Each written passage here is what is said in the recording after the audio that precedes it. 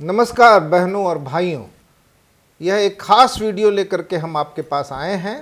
जो लोग वनाधिकार कानून के तहत जंगलों पर अपने परंपरागत अधिकार की मान्यता दिलाना चाहते हैं, उनको इस वीडियो में पूरी प्रक्रिया तफसील के साथ मिलेगी। क्या है वनाधिकार, यह आपको जानना है तो इस वीडियो में अंत तक बने रहें। वनाधिकार कानून के माध्यम से आप अपने लिए ही नहीं, अपने परिवार के लिए ही नहीं, अगली पीढ़ी के लिए अपना अधिकार सुनिश्चित करने वाले हैं, तय करने वाले हैं। और इससे आपका अधिकार, जिस जंगल और ज़मीन पर आप खेती करते हैं, रहते हैं, उपयोग करते हैं, उस ज़मीन पर आपका अधिकार तो तय होगा ही, इसके साथ साथ आपके आसपास के जंगल का संवर्धन या विकास यह भी होगा। तो वनाधिकार कानून की दावेदारी की प्रक्रिया में इस वीडियो के साथ अंत तक बने रहें। इस वीडियो में जंगलों में रहने वाले अनुसूचित जाति जनजातियों और अन्य परंपरागत वन निवासियों के अधिकारों, उनके संरक्षण और संवर्धन से जुड़ी महत्वपूर्ण बातें बताई जा रही हैं। इसके साथ ही हम आपको बताएंगे कि जिस ज़मीन पर आप रहते हैं या खेती करते हैं, उस पर अपने हक के लिए आवेदन कैसे करें। अपने दावे को पुख्ता करने के लिए एक आवेदन पत्र भरना पड़ता है, तो उस आवेदन को कैसे भरें और उसके साथ और कौन कौन से कागजात आपको देने होंगे, यह पूरी जानकारी इस वीडियो में है।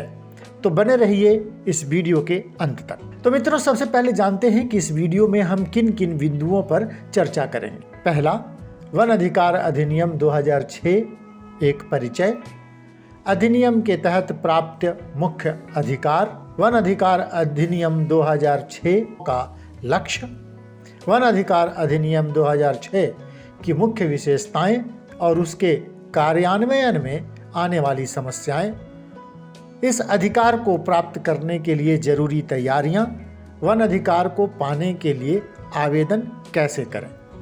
तो सबसे पहले वन अधिकार अधिनियम 2006 एक परिचय।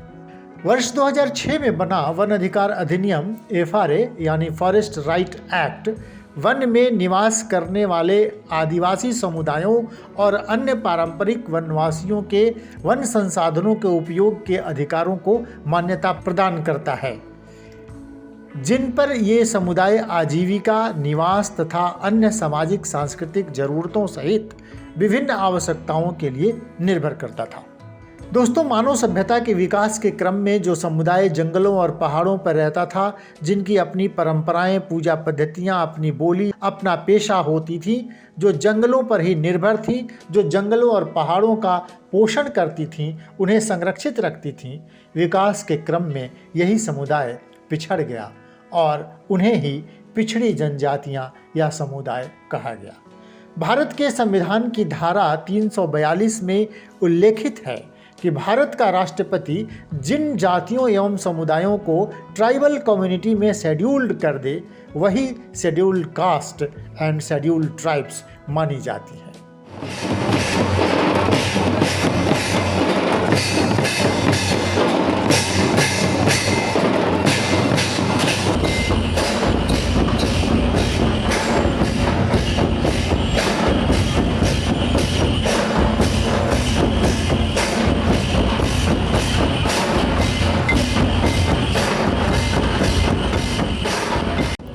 देश की गुलामी के समय और उसके बाद आज़ादी के बाद भी देश में राज्य वनों को समेकित करते समय वहां निवास करने वाली अनुसूचित जनजातियों एवं अन्य परंपरागत वन निवासियों की पैतृक जमीन पर उनके अधिकारों एवं उनके निवास को पर्याप्त रूप से मान्यता नहीं दी गई। इस ऐतिहासिक अन्याय को दूर करने और वनों में जैव विविधता के संरक्षण, पारिस्थितिकीय संतुलन बनाए रखने तथा वनों के संरक्षण और संवर्धन के लिए अनुसूचित जनजाति एवं अन्य परंपरागत वन निवासी अधिनियम 2006 लाया गया। यह वन निवासियों के वनाधिकार को मान्यता देने का कानून है, जो न केवल प्रकृति केंद्रित है बल्कि मानव केंद्रित भी है। जंगल हमारा एक ऐसा रिश्ता है कि वो हम समझते हैं वो हमारे मायके हैं। जब भी हम मायके जाते हैं तो वहाँ से कुछ ना कुछ चीज हम जरूर लेके लाते हैं। उसी तरह से ये जंगल से भी हम कभी भी जाएंगे तो वहाँ से हम खाली हाथ नहीं आएंगे। कुछ ना कुछ तो जरूर वहाँ से लाएंगे। फल है, फूल है, पत्ता है, कंदमूल है, फिर गौवन उपज है, खाने के लिए सात्या वगैरह है, कुछ ना कुछ तो हम जरूर लाएंगे कि हम जंगल से खाली हाथ नहीं आएंगे। यह न केवल पर्यावरण संरक्षण एवं पारिस्थितिकीय संतुलन बल्कि वन निवासियों की जीविका तथा खाद्य सुरक्षा भी सुनिश्चित करता है। इसमें जंगल में रहने वाली जनता को वन भूमि के उपयोग के साथ साथ उनके संरक्षण संवर्धन का अधिकार भी दिया गया है। सबसे पहले ये जान लें कि यह जंगल की ज़मीन को लोगों के बीच बांटने का कानून नहीं है, बल्कि वनाधिकार कानून 2006 वन पर पहले से खेती कर रहे और रह रहे लोगों के अधिकारों को मान्यता देने का कानून है। और स्पष्ट तौर पर यह जिनका अधिकार पहले से है और जो हिस्टोरिकल अन्याय की वजह से, ऐतिहासिक अन्याय की वजह से जंगल ज़मीन से खारिज कर दिए गए हैं, निकाल दिए गए हैं, या जिनको परेशान किया जा रहा है, तो उन लोगों के जंगल जमीन पर अधिकारों की मान्यता का कानून है। भारत में यह पहला कानून है जो स्पष्ट तौर पर अधिकारों की मान्यता दिलाने के लिए है। वनाधिकार कानून को जानने के लिए जो जरूरी दस्तावेज हैं, आइए मिलकर जानें। तो इस कानून को जानने के लिए 5 दस्तावेज बेहद जरूरी हैं। वो इस प्रकार हैं। पहला, वन अधिकार कानून 2006, दूसरा नियमावली 2008, तीसरा संशोधित नियमावली 2012, चौथा 9 जून 2008 को मिनिस्ट्री ऑफ ट्राइबल अफेयर्स जनजातीय कार्य मंत्रालय सचिव द्वारा अन्य परंपरागत निवासियों की पहचान करने संबंधी राज्यों को लिखा गया पत्र, और पांचवा FAQ यानी फ्रिक्वेंटली आस्क्ड क्वेश्चन जो 40 पेज का दस्तावेज है, जो मिनिस्ट्री ऑफ ट्राइबल अफेयर्स और UNDP के द्वारा तैयार किया गया है, और यह क्रियान्वयन के मार्ग में पैदा हुई दुविधाओं का समाधान बताता है। कानून में प्रावधान किया गया है कि मिनिस्ट्री ऑफ ट्राइबल्स अफेयर्स जनजातीय कार्य मंत्रालय कानून को व्याख्यायित करने की कानूनी एजेंसी है। ध्यान से देखिए, इस वीडियो में आगे आपको समझाया गया है कि वनाधिकार कानून 2006 के माध्यम से आपको वन में किस किस तरह के अधिकार प्राप्त होंगे। जैसा कि अधिनियम की धारा 2D कहता है, according to act 2D, forest land means land of any description falling within any forest area and includes unclassified forest, undemarcated forest, existing or deemed forests, protected forests, reserve sanctuaries and national parks। वन भूमि से मतलब है किसी one क्षेत्र के अंतर्गत आने वाली किसी प्रकार की भूमि। ये इस प्रकार है: पहला, अवर्गीकृत वन; दूसरा, असीमांकित वन; तीसरा, विद्यमान वन या समझे गए वन; चौथा, संरक्षित वन; पांचवा, आरक्षित वन; छठा, अभयारण्य और राष्ट्रीय वन। ये सभी प्रकार के वनों पर लागू होता है। इस कानून के अंतर्गत वनाधिकार 3 प्रकार का है। पहला, व्यक्तिगत अधिकार; दूसरा, सामूहिक अधिकार; तीसरा, जंगलों के आसपास के वन या पहाड़ के संवर्धन एवं संरक्षण का सामुदायिक अधिकार। व्यक्तिगत अधिकार के तहत स्वयं की खेती तथा निवास की जमीन पर मान्यता देना है, जबकि सामूहिक वनाधिकार के तहत वन एवं वन भूमि के सामूहिक उपयोग तथा उसके संरक्षण संवर्धन का अधिकार है। गांव की गोचर जमीन एवं अन्य सामाजिक, सांस्कृतिक एवं पूजा संबंधी जमीन पर ग्राम सभा का सामुदायिक अधिकार। उस गांव के चारों तरफ जो जंगल है उसे विकसित और सुरक्षित करने और उस जंगल के लघु वन उपज जैसे बांस, सूखी लकड़ियां, पत्ते इत्यादि के इस्तेमाल का अधिकार। 13 दिसंबर 2005 वन में रहने वाले आदिवासी और अन्य परंपरागत वन निवासी चाहे किसी राज्य या केंद्र शासित राज्य के निवासी हों, यदि उन्होंने 13 दिसंबर 2005 के पहले वन भूमि में कहीं भी खेती या वास किया हो तो उस जमीन पर उनके अधिकार को मान्यता मिल जाएगी। इस संदर्भ में कानून का सेक्शन 4(3) कहता है, section 4/3, The recognition and vesting of forest rights under this act to the forest dwelling scheduled tribes and to other traditional forest dwellers in the relation to any state or union territory in respect of forest land and their habitat shall be subject to the condition that such scheduled tribes or tribal communities or other traditional forest dwellers OTFDs had occupied forest land before the 13th day of December 2005. One भूमि के दावेदार दो तरह के हैं, एक अनुसूचित जनजाति ST और दूसरा अन्य परंपरागत वन निवासी OTFD। वनाधिकार कानून को लागू करने की नोडल एजेंसी ने बार बार ये स्पष्ट किया है कि परंपरागत वन निवासी OTFD के लिए भी वन भूमि पर व्यक्तिगत अधिकार की दावेदारी का समान हक है और ये 13 दिसंबर 2005 से लागू होता है। अनुसूचित जनजाति और अन्य परंपरागत वन निवासी OTFD के दावेदारों को दावे की भूमि पर 13 दिसंबर 2005 के पहले से बसे होने या खेती करने का साक्ष्य देना होगा। इसमें कानून निर्माताओं द्वारा 14 तरह के साक्ष्य सुझाए गए हैं। इनमें से 2 साक्ष्य या इनसे मिलते जुलते प्रकार के 2 साक्ष्य देकर दावा किया जाएगा। पहला, साथ साथ ये सबूत देना है कि उनका परिवार 13 दिसंबर 2005 से 75 वर्ष पूर्व यानी पिछली 3 पीढ़ियों से वन भूमि या उसके आसपास के क्षेत्र में निवास करता है तथा उसका परिवार अपनी आजीविका के लिए वन पर निर्भर है।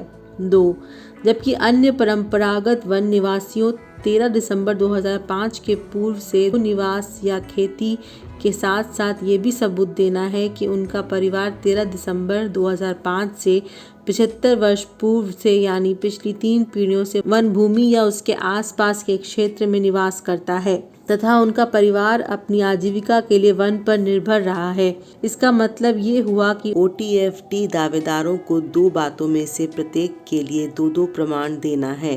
पहला, 13 दिसंबर 2005 के पहले से दावे का आधार और 3 पीढ़ी के वन के पास निवास करने का साक्ष्य। 3, वन भूमि से बिना मुआवजा के विस्थापित किए गए व्यक्तियों के लिए भी यथावत पुनर्वास का अधिकार इस कानून के अंतर्गत शामिल है। According to Section 3M of FR, a right to in situ rehabilitation including alternative land in cases where the scheduled tribes and other traditional forest dwellers have been illegally evicted or displaced from forest land of any description without receiving their legal entitlement to rehabilitation prior to the 13th day of December 2005। In situ phrase से मतलब खास स्थान से है। पुनर्वास का पूरा अधिकार उस भूमि पर भी है जिस भूमि पर से दावेदार परिवारों को 13 दिसंबर 2005 के पहले अवैध रूप से बेदखल कर दिया गया है या विस्थापित कर दिया गया है। इसका मतलब हुआ कि इस कानून के बनने के पहले जंगल जमीन पर से जिन लोगों को बेदखल कर दिया गया था वे पुनर्वास का दावा कर सकते हैं। वनाधिकार वंशगत होगा परंतु हस्तांतरणीय नहीं होगा और पति पत्नी दोनों के नाम से होगा तथा वारिस की अनुपस्थिति में निकटतम व्यक्ति को वंशगत अधिकार के रूप में मिलेगा। इनका प्रावधान कानून की धारा 4(4) में है। वनाधिकार की मान्यता एवं सत्यापन की प्रक्रिया पूरी हो जाने तक किसी दावेदार को बेदखल नहीं किया जा सकेगा। According to Section 44A, a right conferred by subsection 1 shall be heritable but not alienable or transferable jointly in the name of both the spouses in case of married person and in the name of the single head in the case of a household headed by a single person and in the absence of a direct heir. The heritable rights shall be passed on to the next of kin. मित्रों, आपने समझ लिया है कि वनाधिकार क्या है, कानून क्या है और उसकी प्रक्रिया क्या है, लेकिन इस पर चलने के लिए कौन कौन सी जरूरी तैयारियां करनी है, आइए हम इस वीडियो के माध्यम से समझते हैं। सबसे पहले एक भूखंड पर जितने दावेदार हैं वे सामूहिक रूप से पहल करें ताकि सभी अलग अलग दावे के नक्शे को एक साथ मिलाकर जीपीएस द्वारा सैटेलाइट मैप से देखा जाए तो सबकी ज़मीन अलग अलग स्पष्ट रूप से होते हुए भी एक साथ एक मैप पर क्लब की जा सके या मिला दी जा सके। ये भी इससे प्रमाणित होगा कि सभी लोगों के दावे के पूरी ज़मीन जंगल ही नहीं है बल्कि लोगों की खेती या अन्य उपयोग में भी है। नक्शे का स्केड्यूल बनाने के लिए आप जीपीएस मशीन लेकर अपने खेत के चारों ओर घूम जाएं और इस समय यह ध्यान रखें कि आप दूसरे के खेत से अलग रहते हुए घूमें। इस तरह नक्शा बनाने के बाद सभी का नक्शा इस तरह दिखाई पड़ेगा।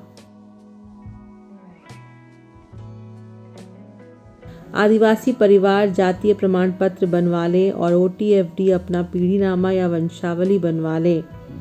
दावा आवेदन की प्रक्रिया। 1. व्यक्तिगत वनाधिकार का दावा करने के लिए प्रपत्र क को भरने की ज़रूरत है। इसमें पति पत्नी दोनों का नाम भरने की जगह है, साथ ही दावेदार के पिता का नाम भी भरना है। इसके बाद पता में गांव, टोले का नाम, पंचायत एवं तहसील और जिला का नाम भरना है। 2. इसके बाद ST तथा OTFD के कॉलम हैं। यदि दावेदार ST यानी अनुसूचित जनजाति वर्ग से है तो उन्हें इसके साथ जाति प्रमाण पत्र की अधिप्रमाणित अटेस्टेड कॉपी प्रति लगेगी। 3. OTFD होने की दशा में वंशावली की प्रति लगाना सही रहेगा, जो अंचल कार्यालय से बनवा सकते हैं। इसमें कम से कम 3 पीढ़ियों यानी 75 वर्ष पूर्व तक के पूर्वजों के नाम दे सकते हैं। पहले अपनी वंशावली का एफिडेविट करवा लें, फिर अंचल से प्रमाणित करवाएं। 4. इसके बाद परिवार में मौजूद व्यक्तियों के विषय में बताना है। इनमें अलग से कागजात लगाकर उसमें परिवार के प्रत्येक नाम, उम्र एवं परिवार के मुखिया से उसका संबंध का कॉलम बनाकर दें। इसके बाद जिस जमीन पर दावा है उसका विवरण देना है। वास की भूमि का अलग और खेती की भूमि का अलग अलग रकबा देना होगा। इसके लिए बेहतर है कि आप अलग से कागज़ लगाकर उस पर दावे की भूमि का विस्तृत ब्यौरा दें, जिसमें दावे की ज़मीन की अब स्थिति यानी राजस्व, ग्राम का नाम एवं रेवेन्यू थाना नंबर, खाता नंबर तथा प्लॉट नंबर दें। ज़मीन के अलग अलग टुकड़े के अलग अलग ब्यौरा लिखें। हर एक टुकड़े की चौहद्दी भी लिखें। इसके लिए दावे की भूमि का खतियान निकलवा लें ताकि उस पर सही प्लॉट नंबर लिख सकें। दावा आवेदन के साथ ज़मीन का नक्शा तथा गांव के नक्शे में दावे की ज़मीन की स्थिति को भी संलग्न करें। इसके लिए बेहतर है कि व्यक्तिगत दावे भी सामूहिक स्तर पर करें ताकि एक का नक्शा दूसरे पर ओवरलैप ना करे। इस फॉर्म के कॉलम नंबर 8 में दावे के समर्थन में साक्ष्य मांगे गए हैं। इसके लिए नियमावली के नियम 13 साक्ष्यों की सूची दी गई है। इनमें से क से झ तक साक्ष्यों के समूह प्रकार दिए गए हैं। क. गजेटियर जनगणना, सर्वेक्षण और बंदोबस्त रिपोर्ट, मानचित्र, उपग्रहीय चित्र, कार्य योजनाएं, प्रबंध योजनाएं, लघु योजनाएं एवं वन जांच रिपोर्ट, अन्य वन अभिलेख, पट्टा या लीज, चाहे कोई भी नाम हो, सरकार द्वारा गठित समितियों और आयोगों की रिपोर्ट, सरकारी आदेश, अधिसूचनाएं, परिपत्र, संकल्प जैसे लोक दस्तावेज, सरकारी अभिलेख। ख. मतदाता पहचान पत्र, राशन कार्ड, पासपोर्ट, गृहकर रसीदें, मिल निवास प्रमाण पत्र जैसे सरकारी प्राधिकृत दस्तावेज। ग. गृह, झोपड़ी और भूमि में किए गए स्थायी सुधारों जैसे वास्तविक कार्य जिसके अंतर्गत समतल करना, बांध, चेक डैम बनाना और इसी प्रकार के कार्य। घ. अर्धन्यायिक और न्यायिक अभिलेख जिसके अंतर्गत न्यायालय का आदेश और निर्णय भी है। अंग. उन रूढ़ियों और परंपराओं का अनुसंधान, अध्ययन, दस्तावेजीकरण जो किन्हीं वनाधिकारों के उपयोग को स्पष्ट करते हैं और जिनमें भारत मानव विज्ञान सर्वेक्षण जैसी ख्याति प्राप्त संस्थाओं द्वारा रूढ़िजन्य विधि का बल है। च.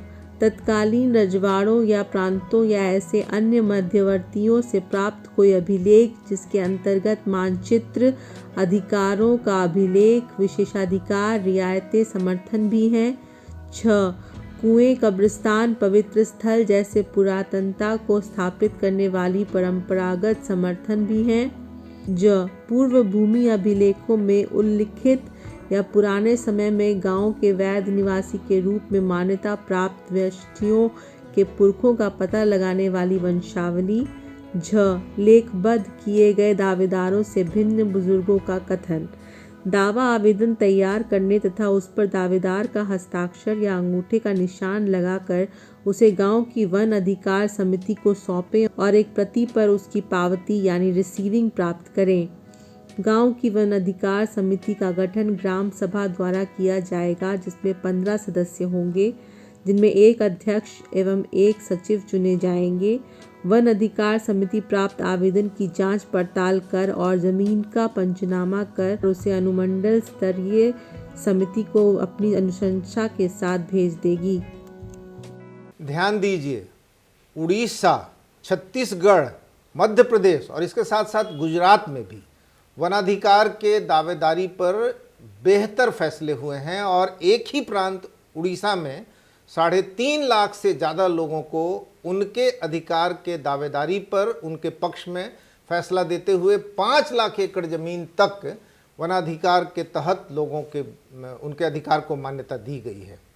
बिहार में यह समझना जरूरी है कि केवल 128 परिवार को मात्र 3-3 डिसमिल दे करके वनाधिकार दिया गया है। इसके पीछे वजह यह है कि वनाधिकार पर अमल करने वाले अधिकारियों के मन में ये धारणा है कि यह दान देने वाला एक कानून है, जिसमें गरीब आदिवासियों और वन पर निर्भर परिवारों को कुछ कुछ दान देना है।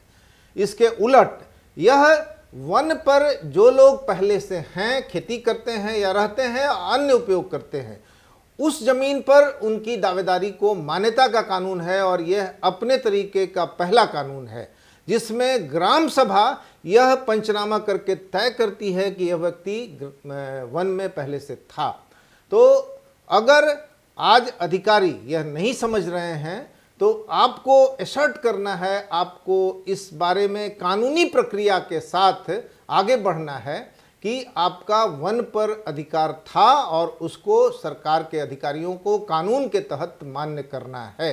इसके लिए बहुत ज़रूरी है कि वनाधिकार के दावेदारी के बारे में अपनी बात को ठीक ढंग से कानूनी तरीके से आप आगे बढ़ाएं। इस संदर्भ में पटना हाई कोर्ट ने आपके पक्ष में फैसला दिया है। इस संदर्भ में कानून में स्पष्ट प्रावधान है। इस संदर्भ में नियमावली बहुत स्पष्ट है और 2012 में जो नियमावली में संशोधन हुआ वह भी आपके पक्ष में जाता है। इसके साथ साथ मिनिस्ट्री ऑफ ट्राइबल अफेयर्स, मोटा, यानी कि वनवासी मामले के मंत्रालय ने जितने निर्देश दिए हैं और इसके साथ फ्रीक्वेंटली आस्क्ड क्वेश्चन नाम का बार बार पूछे जाने वाले, लगातार पूछे जाने वाले प्रश्नों का बहुत अच्छी तरह से निराकरण पुस्तिका के रूप में किया गया है। तो यह संभव चीज़ है जो आप कर सकते हैं, क्योंकि आपके फेवर में जहाँ सारी चीज़ें हैं और अधिकारियों को भी आप समझा सकते हैं। अब हम जानेंगे कि वन अधिकार को प्राप्त करने के रास्ते में कौन कौन सी समस्याएं खड़ी हो रही हैं।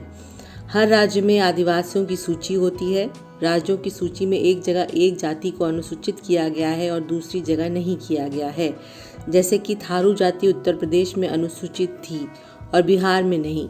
बाद में थारू जाति बिहार में भी एसटी में अनुसूचित हो गई। अभी भी गया जिले में बसने वाले खैरवार जाति को झारखंड और अन्य इलाकों का हवाला देते हुए एसटी में अनुसूचित होने के लिए संघर्ष करना पड़ रहा है और अभी इन्हें एससी में माना जाता है।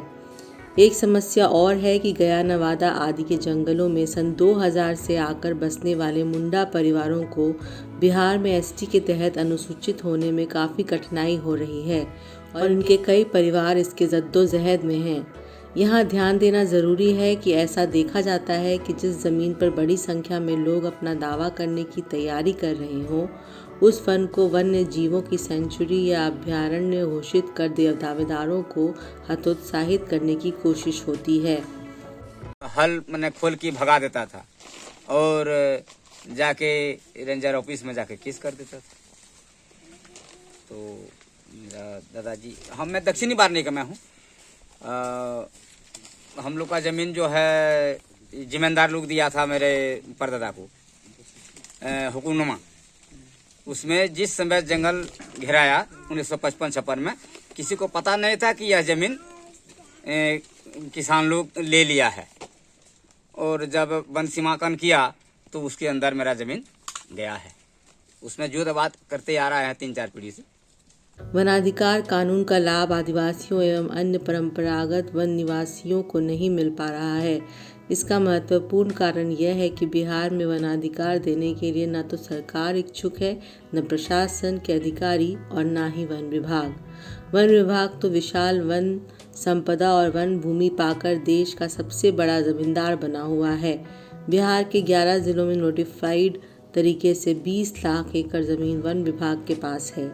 इनमें ज़्यादातर छिछले वन रह गए हैं। इन पर निर्भर परिवारों के सहयोग से वनीकरण यानी जंगल लगाना और बढ़ाना आसान हो जाएगा यदि वनाधिकार के दावों को निपटा दिया जाएगा। हमारे आकलन के अनुसार अधिकतम इसका 3 से 5% जमीन जंगल पर निर्भर आदिवासी या अन्य परंपरागत निवासी जोतते बोते या रहने यानी वास भूमि के रूप में या अन्य में इस्तेमाल करते हैं।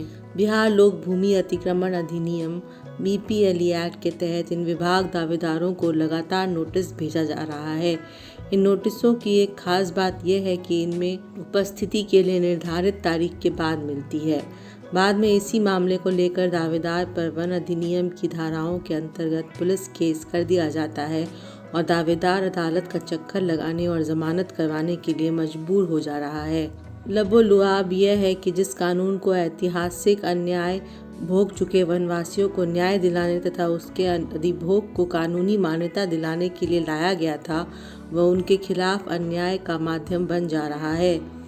एक और महत्वपूर्ण बात कई जगह देखा गया है कि कई अवैध दावेदार उभर रहे हैं और अभी किसी जोतने बोने वाले जमीन के जोतदार को बेदखल कर उस पर हक कब्जा कर उस जमीन पर वनाधिकार का दावा करने का अरमान रखते हैं।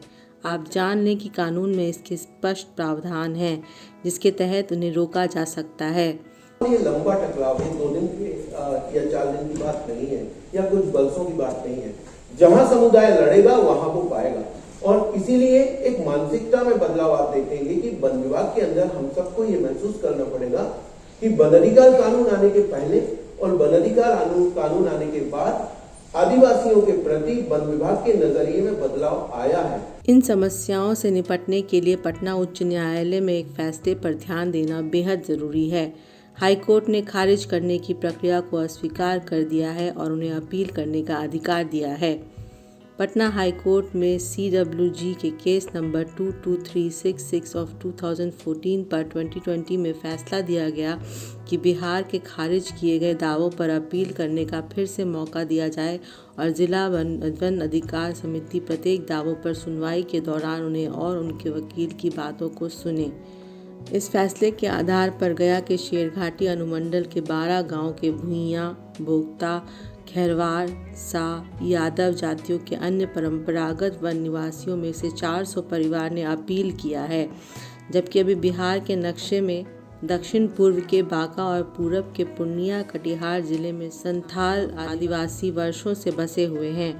इनमें पूर्णिया और बांका जिले में एक विधानसभा सीट आदिवासियों के लिए आरक्षित है और कटोरिया आदिवासी संरक्षित विधानसभा क्षेत्र में वनाधिकार के अनेक दावे हो चुके हैं। गया के गुरुपा जंगल क्षेत्र में सैकड़ों मुंडा आदिवासी परिवार कानून बनने के 5 साल पहले से आकर बसे हैं और खेती करते हैं और उन्होंने मतदाता पहचान पत्र आदि भी बनवाया है।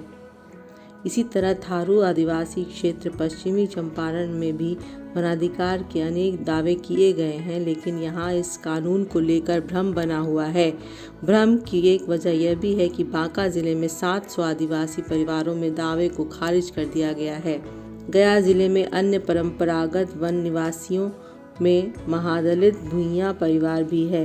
ये लोग परंपरागत रूप से अपनी दावेदारी कर रहे हैं, जिसे ग्राम स्तर से पंचनामा करके भेजा गया है और ये बहुत आसान है कि अधिकारी गण खुद से भी जाकर पंचनामा कर लें। इससे दावेदारी स्पष्ट हो जाएगी।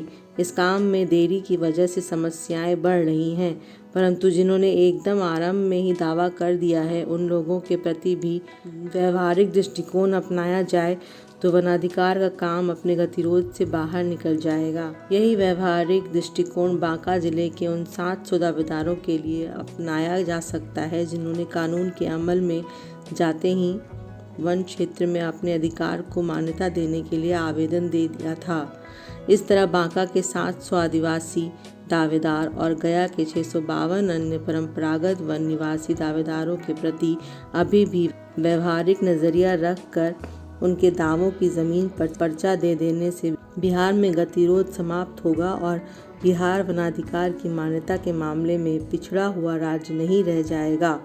अन्य लोग भी बेहिचक अपने दावों की ज़मीन की जीपीएस मापी पर दावा पत्र भरने के लिए आगे आएंगे। एक और महत्वपूर्ण जानकारी, कानून के हिसाब से जो वन भूमि पर हैं, घर बनाकर रह रहे हैं या खेती कर रहे हैं या अन्य उपयोग कर रहे हैं, इसके साथ ही अन्य परंपरागत वन निवासी जो 3 पीढ़ी और 75 सालों से उन इलाके में रह रहे हैं, उनके पास इसके प्रमाण भी हैं। फिर भी बहुत जगह इस तरह वनाधिकार की दावेदारी करने वाले लोगों को वन संबंधी कई दफ़ाओं में फंसा दिया जाता है और बार बार बुलाया जाता है। वनाधिकार कानून में स्पष्ट प्रावधान है कि वनाधिकार के दावेदारी की प्रक्रिया चलने के दौरान उन्हें बेदखल नहीं किया जा सकता और वन संबंधी अन्य मुकदमों में उन्हें परेशान नहीं किया जा सकता। हमेशा ध्यान रखिए कि हम भूमि के मसले को अपनी अगली पीढ़ी के लिए भी हल कर रहे हैं और इस वजह से हम उन्हें यह ज़मीन और इस ज़मीन पर सरकारी अधिकार का पेपर, पर्चा या पट्टा देकर जाएंगे। इसके लिए जो कष्ट और कुर्बानी है वह करेंगे, क्योंकि कोई अपनी ज़मीन नहीं छोड़ सकता। तो मित्रों, यह वीडियो आपको कैसा लगा यह आपको बताना है, और इसलिए यह बताना जरूरी है क्योंकि आप वनाधिकार के दावेदारी के माध्यम से अपने अधिकार ही नहीं अगली पीढ़ी के अधिकार को भी सुनिश्चित करते हैं। तो आपने समझ लिया होगा कि यह अब असंभव बात नहीं है, यह भ्रम समाप्त हो गया होगा कि वनाधिकार की दावेदारी आप नहीं कर सकते हैं, और यह भी भ्रम समाप्त हो गया होगा कि यह होने वाली चीज़ नहीं है, बल्कि इस वीडियो के माध्यम से बहुत स्पष्ट हो गया है कि यह संभव बात है जिसको आपको करना है, और इसके लिए आपके पास जरूरी चीज़ें हैं। वीडियो कैसा लगा कृपया बताइए, और ज़रूरी डॉक्यूमेंट साथ में लेकर के वनाधिकार की दावेदारी करना शुरू कीजिए।